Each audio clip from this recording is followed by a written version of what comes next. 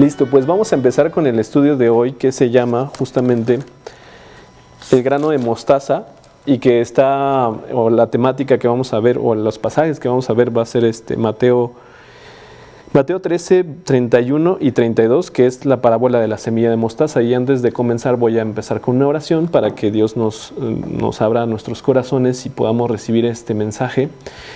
Y pues que también aquellos que están aquí por primera vez escuchando o que todavía no sienten o tienen dudas, pues que puedan reafirmar con las palabras que vamos a ver hoy a través de este estudio. Señor, muchas gracias por darnos la oportunidad de tener estas herramientas para poder predicar tu palabra y para poder llevar tu mensaje, Señor, que es un mensaje lleno de esperanza, un mensaje que es luz para este mundo, que a lo mejor suena muy exagerado decir que este mundo está oscuro, pero lo podemos ver por todos lados, Señor. Podemos ver en muchas situaciones que se presentan con nuestra vida misma, que puede haber problemas que pues nos hagan tener una vida tormentosa, Señor. Te pido que tú seas el que guíe este estudio y que pueda llegar a todas las personas que así tú deseas, Señor. Te lo pedimos en el nombre de Cristo Jesús. Amén. Bueno, pues vamos a empezar justamente con el pasaje que vamos a ver de Mateo 13, 31, 32, que es la parábola de la semilla de la mostaza. Dice, otra parábola le refirió diciendo, el reino de los cielos es semejante al grano de mostaza, que un hombre tomó y sembró en su campo, el cual a la verdad es la más pequeña de todas las semillas, pero cuando ha crecido es la mayor de las hortalizas y se hace árbol, de tal manera que vienen las aves del cielo y hacen nidos en sus ramas. Bueno, en este momento nosotros ya vimos que Jesús les empieza a hablar por parábolas y les mencionan las dos parábolas que estudiamos en los jueves pasados, que es la parábola del sembrador y la parábola del trigo y de la cizaña. Entonces vemos a estos apóstoles ciertamente pues que debieron de estar perplejos ante las dos primeras parábolas que son fuertes y que el mismo Jesús también se las interpretó. Él les decía las parábolas a todos los que le seguían. Sin embargo, a sus discípulos más cercanos Jesús se las explica, se las interpreta y para que quede claro el mensaje. Entonces vemos en este caso que pues estas dos parábolas pues nos hablan o tienen mucha relación, ¿no? Las parábolas anteriores, una del sembrador, otra sobre el trigo y la cizaña, y de alguna forma hablan de este campo, y en este caso estamos hablando de la semilla de mostaza.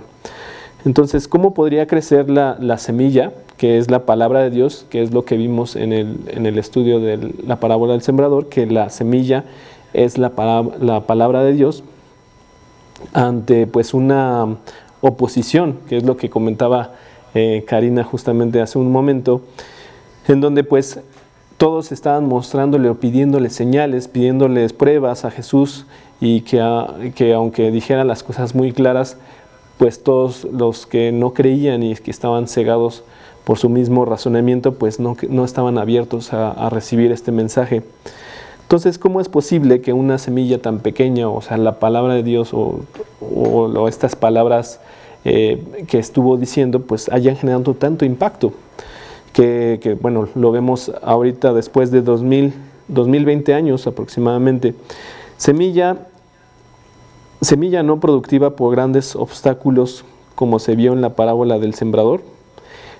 También la cizaña plantada por el maligno, cómo se expandería al cristianismo. O sea, cómo podemos entender, retomando estas dos parábolas anteriores, de que había diferentes terrenos o diferentes tierras en los que esta palabra podía ser depositada, que en este caso pues lo comparamos o lo entendimos como los corazones humanos, una tierra llena de pedregales, una tierra llena de espinos, y pues que Jesús se las interpreta diciendo que estos son como los afanes de este siglo, o que es la semilla que no crece, sino que en un primer momento crece poco, pero después se seca y muere.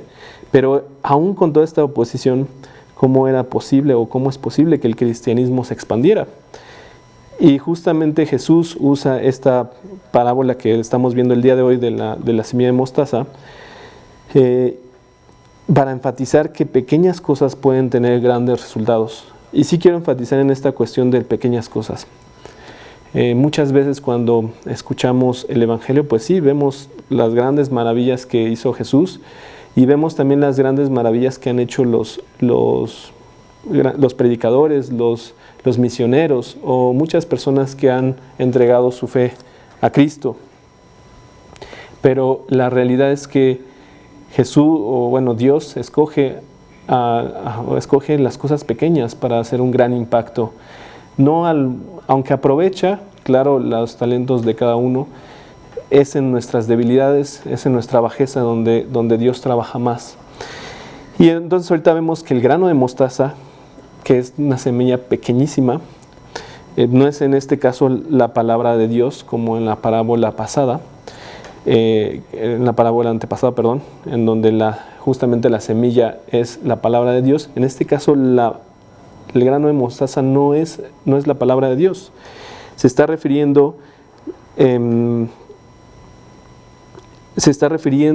este caso no a la palabra de Dios como la que depositaba el sembrador en la parábola del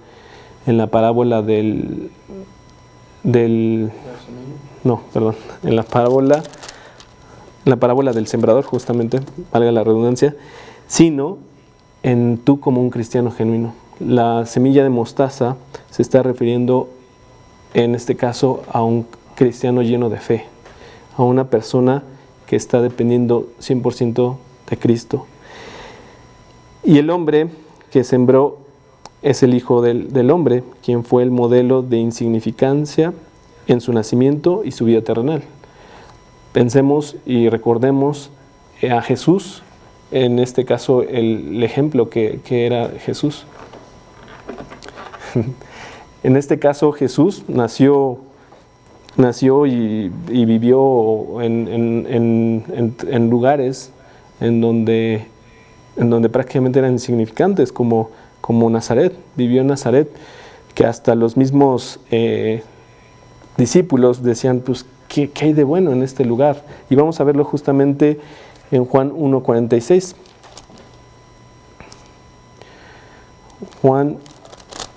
Evangelio de Juan, capítulo 1, versículo 46.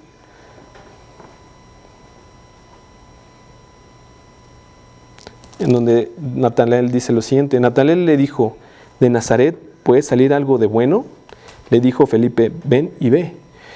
Natanael en este momento él estaba cuestionando de cómo es posible que me dices que el Mesías viene de Nazaret, siendo que Nazaret era un pueblo insignificante, no un lugar relevante, no era Jerusalén, que era considerado en ese momento como pues, la ciudad santa, sino de Nazaret. ¿De Nazaret es posible que salga algo bueno?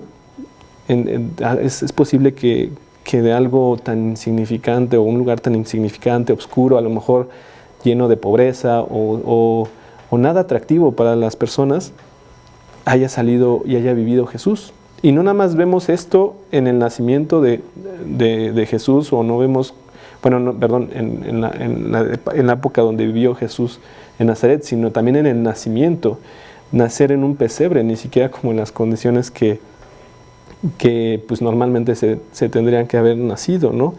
De hecho, podemos retomar en ese pasaje que pues prácticamente Jesús se queda, o María se queda sin un lugar para que pueda dar a luz, y tienen que tomar este lugar para que pueda nacer Jesucristo.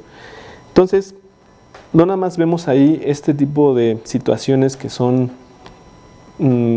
pues poco estimables, ¿no? Poco atractivas para los demás. También podemos verlo en sus discípulos. Pues Jesús vivió en una época donde también pues había pues muchos problemas en el lugar en donde habitó, y seleccionó a 12 hombres también insignificantes a los ojos de muchos e ineptos para tan grande obra.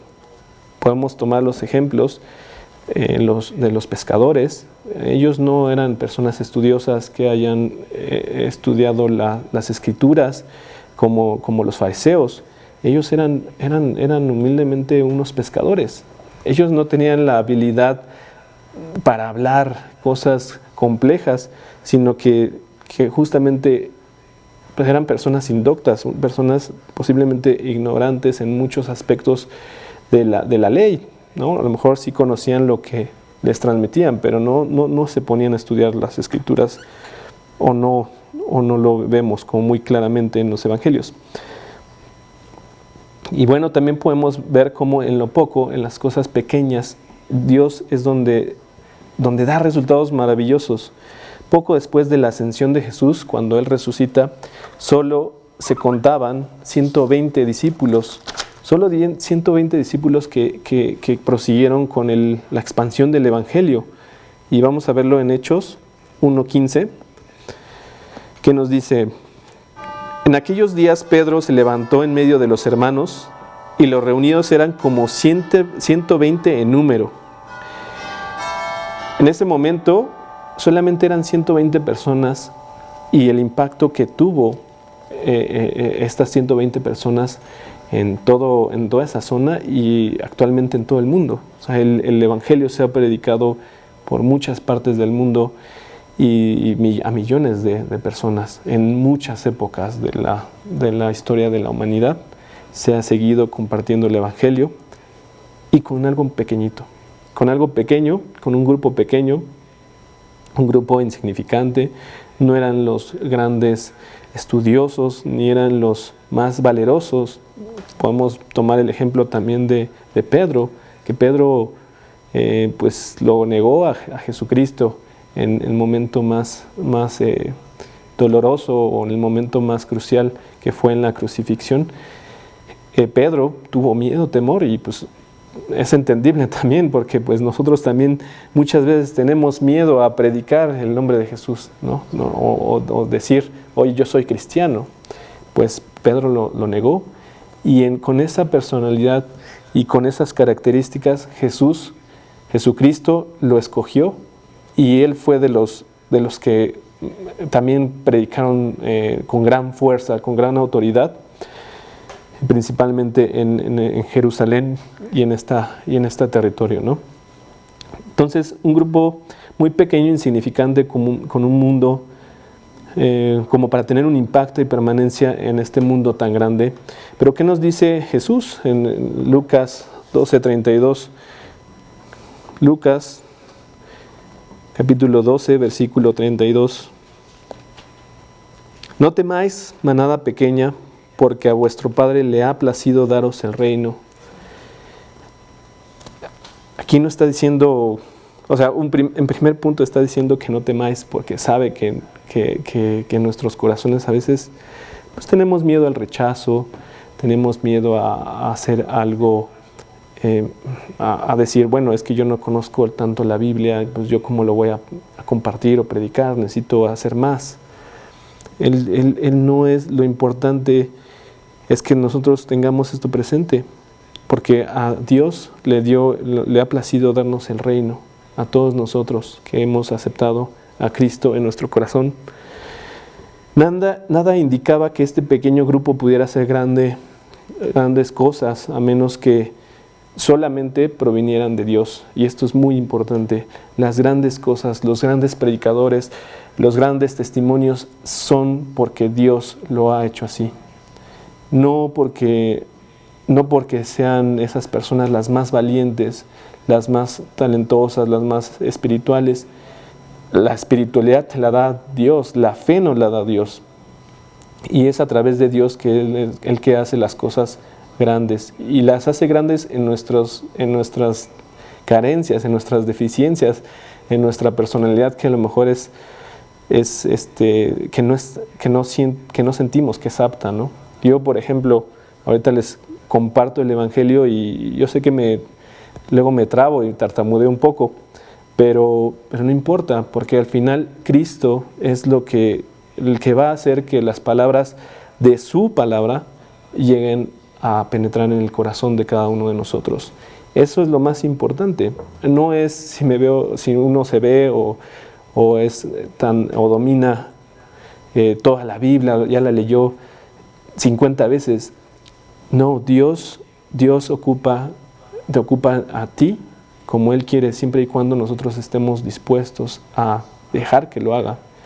No sostenernos en nuestras propias fuerzas, en nuestros propios concepción de nuestros talentos, sino meramente en Cristo. Vamos a ver Hechos 5, 38 y 39. Hechos 5, 38 y 39. Y ahora os digo, apartaos de estos hombres y dejadlos, porque si este consejo o esta obra es de los hombres, se desvanecerá, mas si es de Dios, no la podréis destruir, no seáis tal vez hallados luchando contra Dios. Esto lo vamos a contextualizar un poco. En ese momento Pedro y Juan estaban siendo perseguidos porque empezaron a predicar con gran impacto. Dos hombres pescadores que no tenían esta preparación súper de años como los fariseos o los estudiosos de la ley, ellos empezaron a predicar con gran fuerza y la gente se arrepentía y decía, sí, cierto, nosotros estamos mal con Dios y nosotros fuimos cómplices de entregar a su hijo a la cruz siendo una persona inocente, viendo que había hecho milagros en esta tierra. Y ellos, a la gente que les predica Pedro, de que se arrepientan de que habían sido cómplices de haber entregado a su hijo, al hijo de Dios, y que estaban envueltos en pecado, porque al final el mensaje es arrepentirse de los pecados e ir y aceptar lo que Dios nos ha dado y lo que pagó Cristo en la cruz. Eso es básicamente lo que ellos estaban haciendo con gran poder, con gran autoridad, con un dominio en la dicción, pero un dominio extraordinario. No era por ellos, no era una característica personal de ellos, era algo que Dios les dio a través del Espíritu. De hecho, podemos ver en este libro de Hechos cómo empiezan también a hablar en lenguas, en otros lenguajes, en otros idiomas, y la gente los entendía. Pero tanta era la incredulidad de muchos de ellos que decían, estos están borrachos, estos están llenos de mosto, están llenos, o sea, tienen algo ahí de alcohol encima y por eso están hablando en otros idiomas. Pero es ilógico, porque te pones borracho, no vas a dominar un idioma completamente, ¿no? No, es algo que Dios les había dado esta facultad para poder hablar en otras lenguas y que la gente lo pudiera entender. Y para que tuvieran también el dominio de las Escrituras. A mí me fascina, y esto no está en el estudio, pero me encanta cómo Esteban, en este libro de Hechos, les da una cátedra a todas estas personas, les da una cátedra de la Biblia, del Antiguo Testamento, y era un jovencito y estaba lleno del Espíritu, y su labor fue solamente hacer eso, o más bien en ese momento da todo este recorrido de la Biblia y acaba muerto. Fue el primer mártir cristiano por causa del Evangelio, pero podemos ver que era un jovencito que simplemente Dios le dio el Espíritu y le dio las palabras adecuadas para confrontar a estas personas religiosas. Entonces, el grano de mostaza, vamos a retomar nuestro estudio, el grano de mostaza viene a ser un arbusto grande, pero no un árbol, como dice aquí Jesús. Si nosotros podemos ver la semilla de mostaza y lo buscamos en internet, pues sí vemos que es una semilla bien pequeñita y que va creciendo más como un arbusto. No es como un árbol tan grueso ni como el que pusieron apenas en Reforma, que ya no me acuerdo cómo. ¿Te acuerdas tú el que acaban de poner ahí? Acaban de poner uno en donde crece su tronco, crece bastante grande.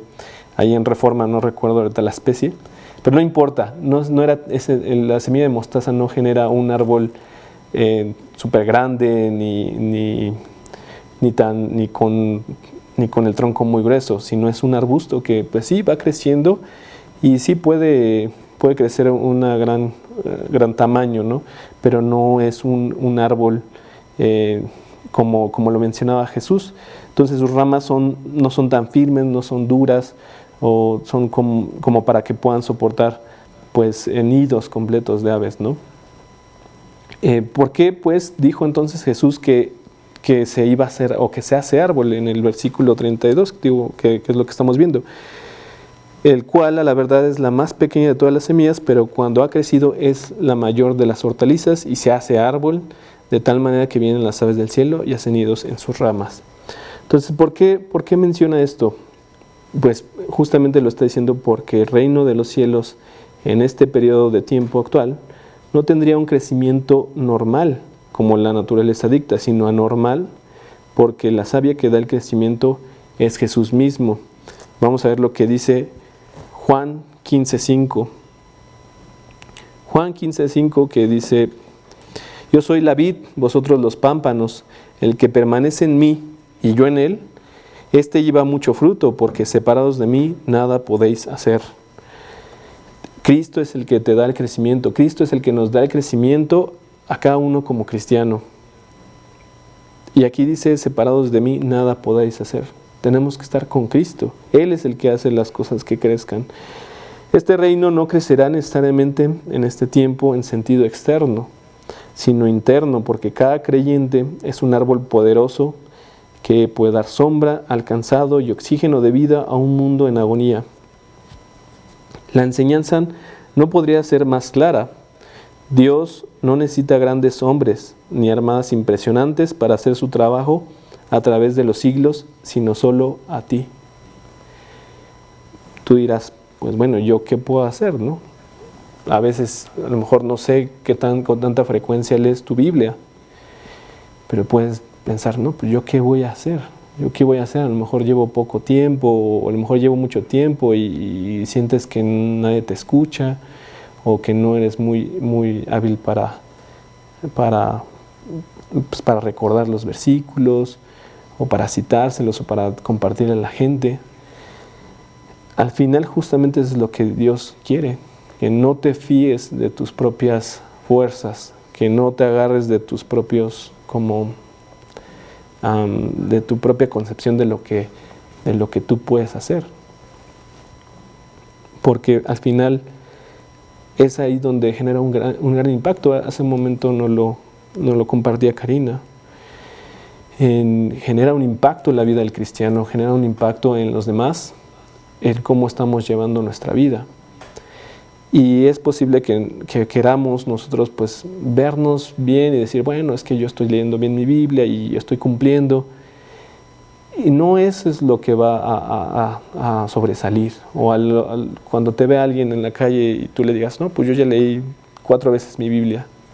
Eso pues hasta cierto punto no le va a importar. Va a decir: pues muy bien, qué bueno que tienes esa disciplina para hacerlo. No, es ahí en las pruebas, en las debilidades, en las complicaciones de tu vida, en las limitaciones. Yo les puedo compartir, no sé si eso en algún momento ha generado un impacto en alguna persona, pero hace tiempo, cuando venía a este estudio en los jueves, pues venía de un lugar desde Zumpango, que no sé si todos lo conocen, pero un lugar muy lejano que me quedaba como a 3 horas de camino. Y es ahí donde, o sea, son en esas cosas, y pues me venía el transporte, ¿no? Con todas las situaciones. Y el punto es que no importa si no tienes un auto, no importa si vives muy lejos o si vives muy cerca. O sea, lo importante es que dejes que Dios haga en tu vida. Eso es lo importante. Yo no sé si eso generó algún impacto o ha generado un impacto en alguna persona. Recuerdo que una ocasión me preguntaron: oye, pero ¿por qué no te vas a una iglesia más cerca de tu casa? Y yo le decía, pues es que es mi familia, ahí es mi familia espiritual, ahí yo estoy creciendo como mi familia. No puedo pensar en decir si tengo un tío que vive hasta el otro estado, pues no voy a decir, pues me voy a conseguir unos tíos cercanos, ¿no? O sea, mis tíos viven hasta el otro lado y pues, si quiero visitarlos, tengo que ir a visitarlos hasta donde ellos viven. Entonces, ese es el punto. ¿En qué otras cosas puede hacer? En las cosas insignificantes de nuestra vida. Yo pensaba anteriormente que tenía como esta preparación para poder hablar en frente de un público, hasta había tomado cursos de esto. Sin embargo, me di cuenta en algunos momentos que cuando yo compartía algo no era muy claro, o sea, no era nada claro. De hecho, todavía algunas personas las hago dormir porque a lo mejor doy muchas vueltas al asunto porque comparto o me desvío del tema. Pero Dios no quiere, o sea, no le importa eso, sino lo que importa es que estés dispuesto a seguir a seguir a Él y dejar que Él sea el que haga. Ahorita pues estoy compartiendo este estudio, precisamente no teniendo a lo mejor el mejor dominio, o sea, un predicador con grandes habilidades, pero lo hago simplemente porque Dios así me lo ha permitido y gracias a Él. Así te puedo ocupar a ti. Yo pues, no sé tu historia, exactamente no sé tus circunstancias, pero yo sé que tú también puedes compartir el Evangelio estando con la gente que tienes cercana, con la gente que conoces, con el vecino, no lo sé. Puedes pensar en cualquier persona, situación que se te presente y aprovecharla. Pero es apagar un poco pues el pensar en uno mismo, en pensar que depende de mis fuerzas y que solamente a través de mis fuerzas vamos a poder compartir esto. Y es que el poder viene del Espíritu de Cristo, el Espíritu de Dios. Este es lo que viene, ¿no? Vamos a seguir con el estudio. Dios no necesita, como les comentaba, no necesita grandes hombres ni armadas impresionantes para hacer su trabajo a través de los siglos, sino solo a ti. Vamos a leer 1 Corintios 1, 26 al 29. 1 Corintios capítulo 1, versículos 26 al 29. Pues mirad, hermanos, vuestra vocación, que no seáis muchos sabios, según la carne, ni muchos poderosos, ni muchos nobles, sino que lo necio del mundo escogió Dios para avergonzar a los sabios, y lo débil del mundo escogió Dios para avergonzar a lo fuerte, y lo vil del mundo y lo menospreciado escogió Dios, y lo que no es para deshacer lo que es, a fin de que nadie se jacte en su presencia. Hace un momento, antes de empezar el estudio, mi amigo Pato me decía, es que tú eras como muy bohemio. Y yo recuerdo que en la universidad pues me sentía como muy intelectual, porque pues me gustaba leer los libros y empezar a tener pensamientos filosóficos, profundos y cosas así. La verdad es que eso no le interesa a Dios. No importa qué tan inteligente seas o qué tantos libros te has leído, no importa qué tan sabio te consideres o qué tan inteligente sepas, porque no te escoge a ti por eso, te escoge porque eres de lo peor. O sea, yo admito y hoy reconozco que pues fui de lo peor, era una persona detestable, insegura, quebrada, una persona inestable emocionalmente, en mis relaciones personales. Mi relación con el dinero también estaba muy mal, un desastre. En la constancia de las cosas para concluir las cosas también me costaba. O sea, hay muchos defectos que tenía y que sigo teniendo hoy en día. Tengo varios defectos que Dios, pues gracias a Él, han ido cambiando poco a poco.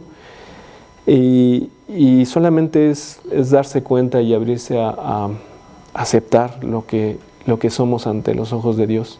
Que no somos los más fuertes, que no somos los más valientes, porque ahí es donde vienen las pruebas y Dios te pone situaciones en donde pues dices, ok, ¿quieres valerte por ti o quieres valerte por mí? Si quieres valerte por mí, te voy a poner pruebas para que solamente te valgas de mí. No en tus propias fuerzas, no en tus propias inteligencia, no en tu propia sabiduría. Y es ahí donde vemos el impacto. Por eso podemos ver los ejemplos de Pedro, los ejemplos de Juan, personas pues poco doctas, pero que tienen un gran impacto. Mateo, que era un cobrador de impuestos, y que estamos viendo justamente un evangelio de él, el privilegio de haber escrito esto. Podemos ver a la historia de Pablo mismo, que él, pues sí, él fue preparado en la ley, él sí fue preparado en toda esta cuestión de las escrituras, pero es en donde tuvo más impacto no fue con los suyos, no fue con los que también conocían las escrituras, sino con la gente que no conocía las escrituras. Ahora sí que todo lo que él conocía de las escrituras, pues sí lo ocupaba y aprovechaba en cada momento, pero no los gentiles, que así les ubicamos en la Biblia, los que no eran judíos, pues no estaban esperando a una gran eminencia preparada en la palabra, ¿no? o en la ley principalmente, sino simplemente recibieron a una persona que antes perseguía a los cristianos y que después se convirtió y sufrió penalidades. Era el impacto también que recibían de cómo este hombre, siendo un perseguidor de la iglesia, siendo un cómplice de asesinato, siendo un religioso, simplemente se convirtió y aceptó las penurias que fue viviendo, azotes, persecución, hambre, pobreza. Sí, vivió diferentes situaciones no cómodas, situaciones no cómodas, ¿no? Y es él mismo el que está escribiendo esto que acabamos de leer de este versículo, 1 Corintios 1, 26 al 29. Entonces, él está diciendo que no seáis muchos sabios según la carne, ni muchos poderosos, ni muchos nobles, sino que lo necio del mundo escogió Dios para avergonzar a los sabios, y lo débil del mundo escogió Dios para avergonzar a lo fuerte.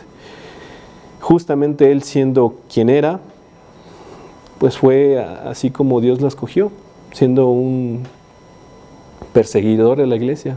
O sea, imagínate la mala fama que tenía ante los cristianos, y tuvo que ir a acercarse con los mismos cristianos, humillarse de alguna forma y decir, aceptar, pues es que estaba mal, estaba completamente mal. En ese momento ya no le importaba, porque había visto a Cristo mismo. En ese momento ya su orgullo estaba por los suelos, porque Dios le había quitado la vista y estuvo 3 días sin ver. Y yo creo que en ese momento cuestionándose, pues, ¿qué estaba haciendo, no? ¿Qué estaba haciendo? Todo lo que me preparé, todo lo que estudié, todo lo que yo sabía, pues nada de eso era, ¿no? Es una confrontación, y ahí es donde Cristo nos ocupa en eso pequeño, en nuestra posición pequeña, no en lo que nosotros consideramos grande. Vamos a leer también Zacarías 4:6. Zacarías, capítulo 4, versículo 6. Entonces respondió y me habló diciendo: Esta es palabra de Jehová a Zorobabel, que dice: no con ejército ni con fuerza, sino con mi espíritu, ha dicho Jehová de los ejércitos. Y aquí este versículo nos habla, ¿no?, que no es con ejército ni con fuerza, sino con el espíritu de Dios. Y podemos poner también otros ejemplos en el libro de Jueces, en donde comúnmente Dios le estaba ocupando a estas personas en diferentes circunstancias para que vieran el poder de Dios. Vemos que a Sansón, por ejemplo, lo ocupa ya humillado, o sea, ya acabado, este hombre que estaba destinado a ser un gran hombre de Dios, pero que él por su camino decide hacer cosas que no le convenían, pues porque estaban en contra de lo que había Dios encomendado. Pero vemos que al final él de todos modos se arrepiente y recupera su fuerza y es utilizado en el momento más deplorable de su vida, ya siendo un esclavo, ya sin ojos y sin nada en la vida. Simplemente fue ocupado para que se viera la fuerza de Dios. Este es el ejemplo de Sansón. También podemos ver otros ejemplos ahí mismo, en donde cómo Dios se levanta en todos estos casos, y que no es por la fuerza de estas personas o de estos personajes que vemos en esta Biblia, sino que es por el poder de Dios que las cosas van fructificando o que van logrando un éxito. Entonces, cada corazón entregado a Jesús es como árbol plantado junto a las aguas que da fruto abundante.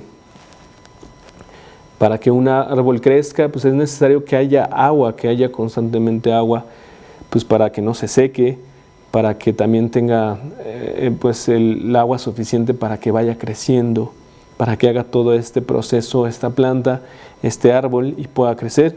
Y es muy bonito cómo nos da el ejemplo en Salmos 1.3. Salmos 1.3, que dice: seré como árbol plantado junto a corrientes de agua, que da su fruto en su tiempo, y su hoja no cae, y todo lo que hace prosperará. Hay árboles que que necesitan de mucha agua para poder crecer, o para dar frutos también. Entonces aquí nos están poniendo el ejemplo, ¿no? Que un cristiano fuerte será un cristiano como un árbol que está agarrado o que está cerca del agua, ¿no? Que está agarrando el agua constante y que va a crecer justamente por esta condición. Vamos a ver Jeremías también, 17:8. Jeremías.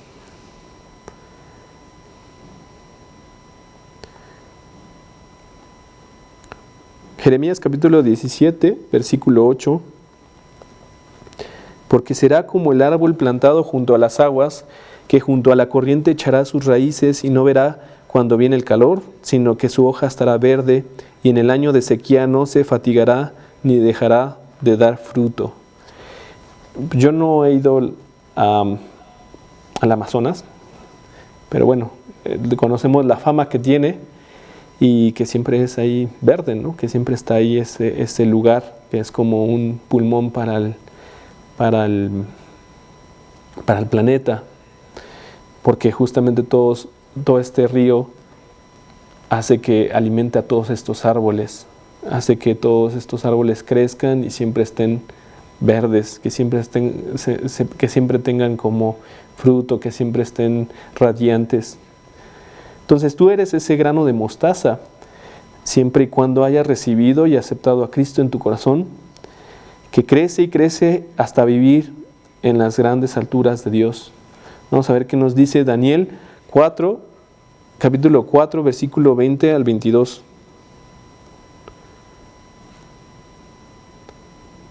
Daniel 4, versículo 20 al 22.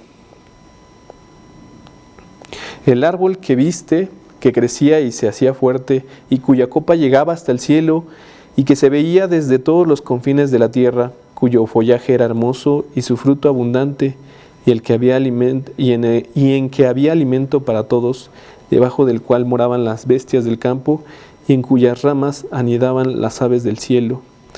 Tú mismo eres, oh Rey, que creciste y te hiciste fuerte, pues creció tu grandeza y ha llegado hasta el cielo, y tu dominio hasta los confines de la tierra. Por esto no es de nosotros, sino que procede de Dios en nuestro corazón. Este crecimiento solamente Dios nos los da, y pues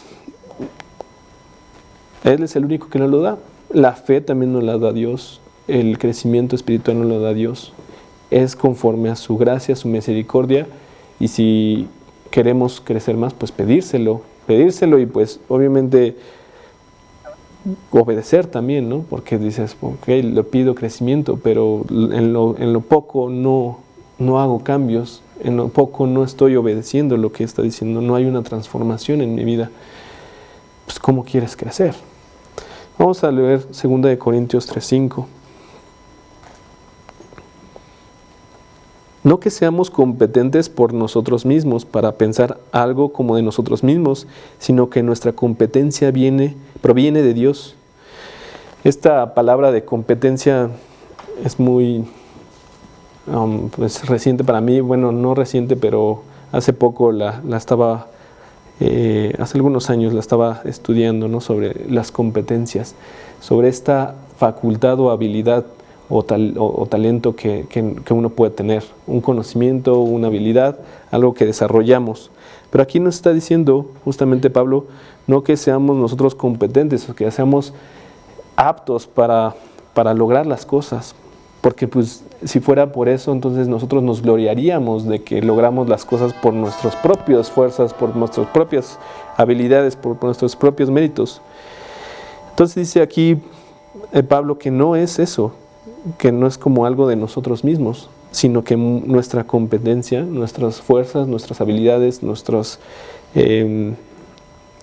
logros provienen de Dios.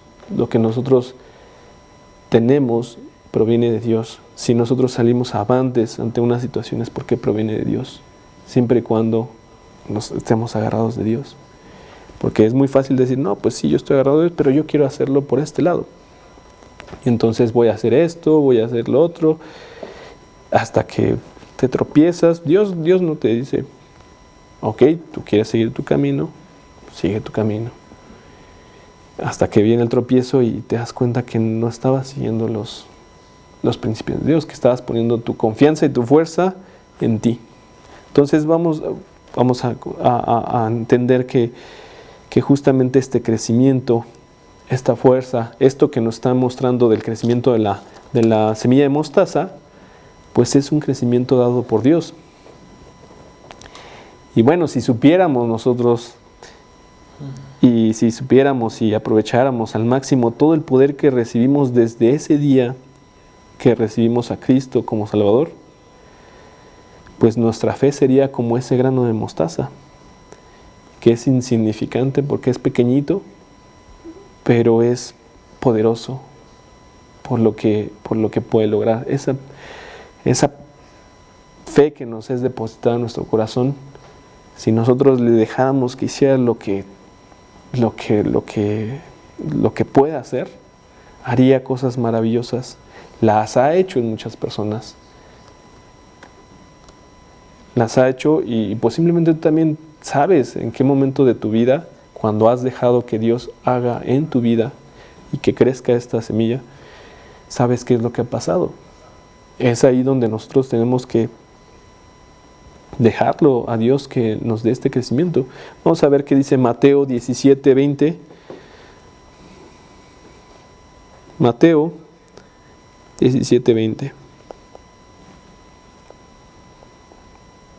Jesús les dijo, por vuestra poca fe, porque de cierto os digo que si tuviereis fe como un grano de mostaza, diréis a este monte, pásate de aquí allá, y se pasará, y nada os será imposible. Cuando leemos esto decimos, ¿cómo es posible? ¿No? ¿Cómo ¿cómo a poco sí, no? Luego viene la incredulidad. La incredulidad de decir, ¿a poco sí, si tengo fe, a poco sí puedo decir que se mueva el monte, no? Y es ahí donde justamente nosotros debemos de ir con Dios y decirle que nos dé esta fe. Cuando leí esto hace en la tarde, en la mañana, me acordé de este versículo que le dijo uno de los que fue a pedirle un milagro para su hijo y que le respondió, creo, ayuda a mi incredulidad. O sea, es como una disposición de creo, pero aún así sé que no creo o no lo suficiente, por favor ayúdame a creer. Y así es como debemos de ir también. Si no creemos, si no tenemos esa fe, ir con Dios y decirle, Dios, pues yo creo que tú puedes, pero yo sé que todavía tengo dudas, que todavía no dejo que esa fe genere impacto en la vida de la gente o en mi propia vida. Ayúdame a mi incredulidad, ayúdame a entender, ayúdame a pues, hacer que las cosas pasen, cual sea tu voluntad. Entonces rompe todas las leyes de la naturaleza este crecimiento y viene a ser un gigante árbol. Vamos a leer Ezequiel 31, 5 al 7. Ezequiel 31, versículos 5 al 7. Por tanto se encumbró su altura sobre todos los árboles del campo, y se multiplicaron sus ramas, y a causa de las muchas aguas se alargó su ramaje que había echado. En sus ramas hacían nido todas las aves del cielo, y debajo de su ramaje parían todas las bestias del campo, y a su sombra habitaban muchas naciones. Se hizo pues hermoso en su grandeza con la extensión de sus ramas, porque su raíz estaba junto a muchas aguas, que es lo que volvemos a ver sobre esto de muchas aguas. Y esto del agua, me acuerdo mucho del versículo con la mujer samaritana de Jesús, cuando está con la mujer samaritana y que le dice que Él le va a dar aguas que no le van a causar sed, ¿no? Y que el versículo que nos dice que del interior correrán ríos de agua viva. Es Cristo el que nos da este crecimiento, esta agua, para poder hacer este árbol que nos menciona aquí. Pero también hay otra enseñanza preciosa en esta parábola. El árbol llega a ser protección y alivio al viajero. Y bueno, aquí vimos que no nada más a eso, sino todo lo que provee: alimento, refugio, sombra, muchas cosas. Vamos a ver lo que dice justamente en el 32 otra vez, el cual en el capítulo que estamos viendo de Mateo 13, 31 y 32, vamos a leer 32 otra vez, el cual a la verdad es la más pequeña de todas las semillas, pero cuando ha crecido es la mayor de las hortalizas y se hace árbol, de tal manera que vienen las aves del cielo y hacen nidos en sus ramas. Las aves del cielo vienen y hacen nidos en sus ramas. El creyente es árbol de vida en medio de un desierto de muerte. Tú, siendo un siervo de Dios, estás llamado a hacer luz a las naciones. Vamos a ver Filipenses 2, 16. Filipenses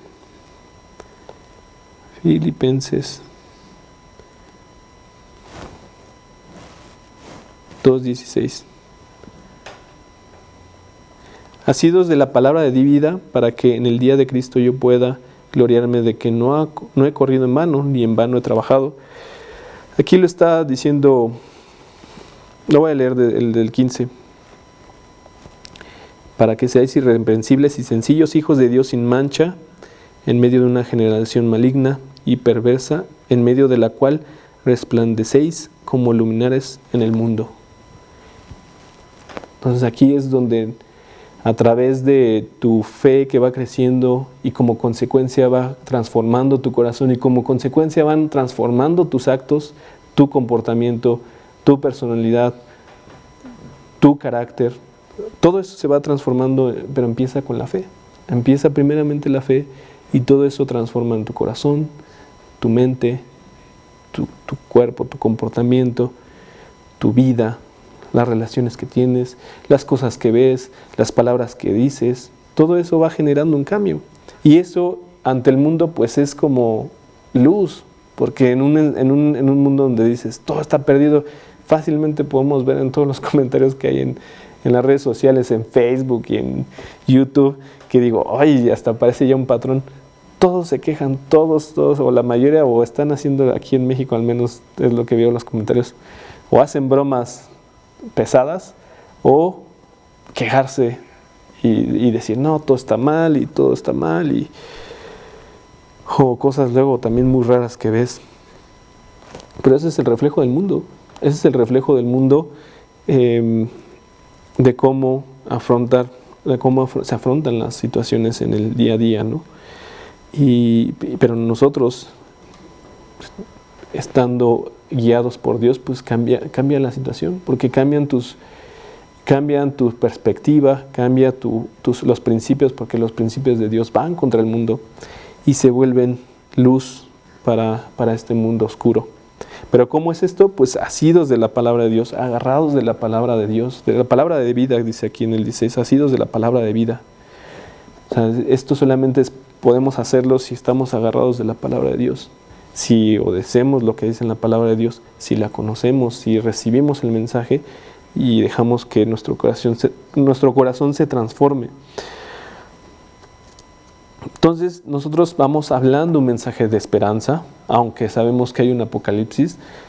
El mensaje es el de esperanza, porque te vas a evitar eso si tú aceptas que Dios ya pagó, que Cristo ya dio, y eso todo es gratis, tú solamente tienes que aceptar. Es gratis para ti, para Dios le costó su Hijo unigénito, para Cristo le costó su vida. Ya se hizo lo más difícil, pero es gratis para ti, que tú si decides aceptar y arrepentir de tus pecados e ir a Cristo. Pero nosotros vamos y hablamos como cristianos, y al aceptar esto, hablamos de esperanza y paz en un mundo que nada tiene de esto, de esperanza. Yo veo y dicen, no, pues que la recesión otra vez va a venir, que la inflación ya está por las nubes, o que la tecnología que ya va a estar, o que cada vez las guerras, el cambio climático, y es un hecho, o sea, todas esas cosas pasan y están pasando. Todas esas cosas están pasando. A lo mejor nosotros no vivimos ahorita en este momento, o tú no vives, tú que estás escuchando, no vives en una situación de guerra en este momento, pero siguen sucediendo y van a seguir sucediendo. Pero hay terremotos, ahorita que estamos en septiembre y que pues aquí en la Ciudad de México suele temblar, y que hay personas que le temen a septiembre porque les trae malos recuerdos, traumas, porque es algo que pasa, o todo el cambio climático que hay, o aquí las inundaciones que suceden a cada rato, o la inseguridad, cualquier cosa, en todos lados no hay un mensaje de paz. Es más fácil ver y notar, solamente prendes las noticias y vas a ver todo lo malo que pasó en el día, y yo creo que te aturdes. La verdad es que yo por eso prefiero no verlo, porque sé que pasa, o sea, va a pasar. No, es lo mismo que pasó hace un año, que ha pasado varios años, solamente lamentablemente cambian las personas, pero las muertes siguen, ¿no? Y van a seguir, o los asesinatos, secuestros, robos, todo eso. Todo el caos que está allá afuera no es algo nuevo. Dice Eclesiastés, no hay nada nuevo debajo del sol. Así hace tiempo, hace años, en los imperios, en el Imperio Romano también había sus problemas. Y en muchos otros momentos, ¿no? Y en la Biblia lo podemos ver como siempre había problemas y problemas. Pero tú como cristiano das un mensaje de esperanza y paz, que aún viviendo en esta situación y en estas circunstancias podemos tener paz. Donde habita el creyente, hay luz y vida que toca aún a los que no son creyentes. Podemos ver en los ejemplos de la mujer creyente que tiene un marido incrédulo. 1 Corintios 7:14. 1 Corintios, capítulo 7, versículo 14. que dice, porque el marido incrédulo es santificado en la mujer y la mujer incrédula en el marido, pues de otra manera vuestros hijos serían inmundos, mientras que ahora son santos. Esto está diciendo que cuando hay un matrimonio en donde uno es incrédulo y el otro no, es santificado por el que no es incrédulo, ¿no? Genera un impacto en la vida de estas personas. ¿Estás tú siendo entonces, y esto es una pregunta personal, estás tú siendo luz y vida, que estás tocando a tu mundo, a tu alrededor, a tu familia, a tus amigos, a tus conocidos? ¿Está tu testimonio impactando como para que muchos estén deseando encontrar la paz y el gozo que tú ahora tienes y quieren anidar en tu vida para que tú les enseñes los caminos de Dios? Como lo comentaba hoy justamente Karina. Karina nos decía, es que esta mujer generó un impacto de la persona, su amiga que estaba hablando. Genera una vida y sí, pues dices, yo quiero eso, yo quiero estar bien, yo quiero estar en paz. Esta pregunta es buena que nos la hagamos, ¿no? Que nos la hagamos para ver si está generando un impacto. No vayamos a ser acaso como las higueras, con la higuera que nunca dio fruto y Jesús le ordenó que se secara y se secó. Que esto, la verdad, este pasaje es impresionante, porque bueno, cuando lo lees solamente en ese momento, pues a lo mejor no tiene tanto sentido, ¿no? O te puedes maravillar como lo hizo Pedro. Vamos a leerlo, Marcos 11, 12 al 14. Al día siguiente, cuando salieron de Betania, tuvo hambre, y viendo de lejos una higuera que tenía hojas, fue a ver si tal vez hallaba en ella algo. Pero cuando llegó a ella, nada halló sino hojas, pues no era tiempo de higos. Entonces Jesús dijo a la higuera, nunca jamás coma nadie fruto de ti, y lo oyeron sus discípulos. Pero es interesante porque en la higuera, cuando tiene estas hojas, es porque está dando fruto. En este caso, esta higuera estaba dando hojas, pero no estaba dando fruto. O sea, tenía la apariencia de que era una higuera que podía tener frutos. Tenía la apariencia y por eso Jesús se acercó, porque dijo, ok, esta tiene estas hojas, seguramente ya va, aunque no era temporada de higos, fue a acercarse para ver si encontraba. ¿Y qué es lo que encontró? Nada. Solamente la pura apariencia. Y del 20 al 21, ¿qué es lo que sucede? De ahí mismo de Marcos 11. Y pasando por la mañana vieron que la higuera se había secado desde las raíces. Entonces Pedro, acordándose, le dijo, Maestro, mira, la higuera que maldijiste se ha secado. Entonces, pues no hay que ser como esta higuera, que solamente por apariencia a lo mejor estamos pues siguiendo a Cristo, pero que no estamos dando fruto. Pero el fruto lo da Dios, y ese es el punto, es lo que más tenemos que tener en cuenta el día de hoy. Dios quiere usar tu vida para que muchos vean y se apropien de la luz del Evangelio. Indudablemente que no eres nada como para impactar a tu mundo alrededor, porque somos insignificantes como los granos de mostaza. Pero en las manos de Dios podemos conquistar a nuestro mundo para Cristo. Y la pregunta es si vamos a ir a ponernos en sus manos, si te pones en sus manos de Dios, si estás dejando que Dios sea el que moldee tu vida, o estás haciendo las cosas desde tus formas, desde tus principios, desde tu sabiduría, desde tu inteligencia. Dice Proverbios 1:7, porque el principio de la sabiduría, a ver, lo voy a citar. El principio de la sabiduría es el temor de Jehová. Los insensatos desprecian la sabiduría y la enseñanza. Dios es el que te da la enseñanza. Dios es el que te la da, y te la da a través de la palabra de Dios, a través de la Biblia. que dejó muchos principios, que dejó toda una guía para que nosotros podamos desenvolvernos en esta vida. La cuestión es si vamos a poner en sus manos de Dios nuestra vida o no. Así que pues te invito a que tú pues lo hagas. La verdad es que yo que puedo decirte en mi caso, que me ha dado paz de tener una serie de problemas de muchos tipos, como se los platiqué hace un momento, pero que recuerdo uno perfectamente cuando, después de haber estado frustrado porque mis planes no habían salido como yo quería, pues entré en un estado de depresión, y que fue muy curioso porque ni siquiera lo había asimilado, no lo había aceptado, ni siquiera lo había reconocido, porque decía, bueno, es un mal momento, va a pasar, pero no pasaba. No pasaba, decía, ay, es que este mal momento va a pasar, no pasaba. Dije, bueno, más adelante, y no me rendía, no decía, estoy mal. Simplemente decía, bueno, va a mejorar la cosa, solamente es una cuestión de actitud, hay que tratar de mantener el ánimo. Y así dejé pasar por mucho tiempo hasta que me quebré.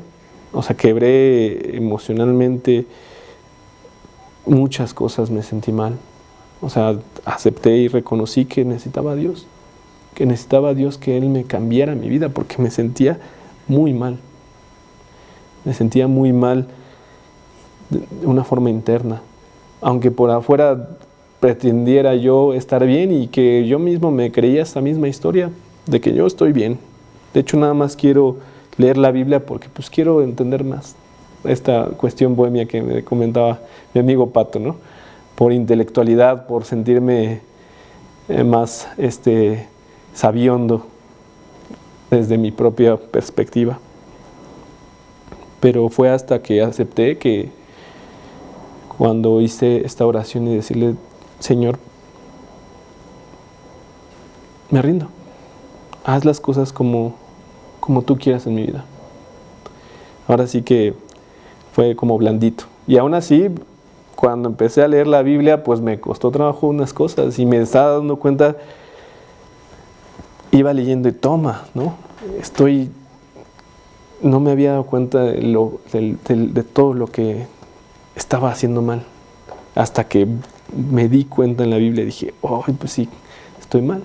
Y poco a poco Dios me fue dando un cambio en mi vida, en mi perspectiva, en mis relaciones personales, con mi familia, cómo tratar a mi familia, honrar a tu padre y a tu madre, que es un mandamiento que ahí está y que todos lo conocemos, aunque no hayamos leído la Biblia, pero que cuánto cuesta trabajo obedecerlo, ¿no? Traté yo, pues principalmente por el amor a Dios y de obedecerle, obedecer ese mandamiento. Y así muchos otros empezaron a cambiar, y así pueden hacer esto en tu vida. No hay que tener miedo, ¿qué es lo peor? A veces yo creo que uno puede tener miedo a perder la identidad que nos hemos creado. Te lo digo si apenas estás tú empezando a leer la palabra, a escuchar de estos estudios. No hay que tener miedo, porque sí, posiblemente toda tu personalidad que tenías pues se vaya a la basura, pero Dios te va a dar algo mucho mejor en tu vida, y te va a dar internamente, principalmente internamente, te va a dar paz, te va a dar gozo, paz, benignidad, templanza, bondad, fe, mansedumbre. Todo eso lo hace Dios, siempre y cuando decidamos aceptar que lo haga. Por eso hoy te invito a que hagas una oración. Si tú aún no has entregado tu vida a Cristo, si tú no has entregado a Dios y no te has querido poner a cuenta con Dios, que hoy lo hagas. No tienes nada que perder y mucho que ganar. Si dices, no, es que toda mi vida es que soy yo y voy a cambiar y no sé qué vaya a pasar. Esa es la cuestión del fe. Justamente di a Cristo, creo, ayuda a mi incredulidad. Hazme creer en este mensaje que hoy estoy recibiendo. Así que te invito ahorita a que agaches tu cabeza en donde estás, en donde te encuentras, y si no puedes en este momento, no quieres hacerlo, de todos modos escúchalo, ahí en tu corazón, atentamente. Porque lo más importante que Dios quiere es que tú, de todo corazón, te entregues a Él, te arrepientas. Así que yo te voy a guiar en una oración. Señor, hoy vengo ante ti reconociendo que mi camino no está bien, que estoy quebrado ante ti, que me siento mal. No sé ni siquiera cómo me siento, pero siento que algo está mal en mi vida. Hoy vengo ante ti a entregártela por completo.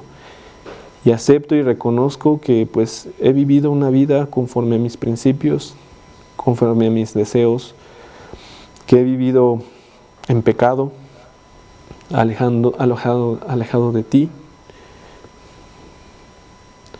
Y vengo arrepentido, que tú me des una vida nueva, a recibir eso que veo y que escucho, y estas promesas que vienen en tu palabra o que me han compartido las personas, que me han dicho, ahí está la solución, quiero esa solución, Señor, quiero recibirla, y ayúdame, Señor, ayúdame con mi incredulidad. Tú no me sueltes, porque yo sé que yo puedo dudar, pero tú eres el que puede llevar mi vida por completo. Me rindo. Te pido, Señor, que tú seas mi Señor y Salvador, que tú seas el dueño de mi vida, de mi corazón. Te lo pido, Señor, en el nombre de Cristo Jesús. Amén.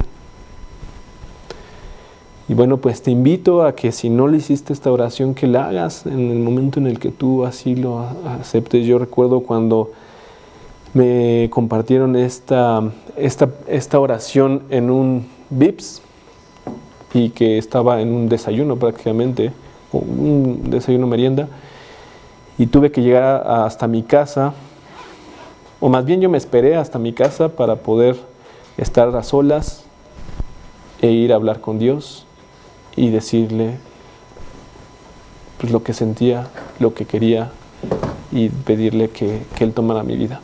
Así que yo también te invito a ti que lo hagas, si no lo has hecho, que le entregues tu vida, y si tú ya lo has hecho, pues aprópiate de esto, confía en Dios y confía en Él, que Él es el que da el crecimiento, así como el grano de mostaza, la semilla de mostaza, que es el que da el crecimiento, así también lo va a hacer en tu vida espiritual. Nos vemos el próximo jueves para seguir con estos estudios. Que Dios los bendiga.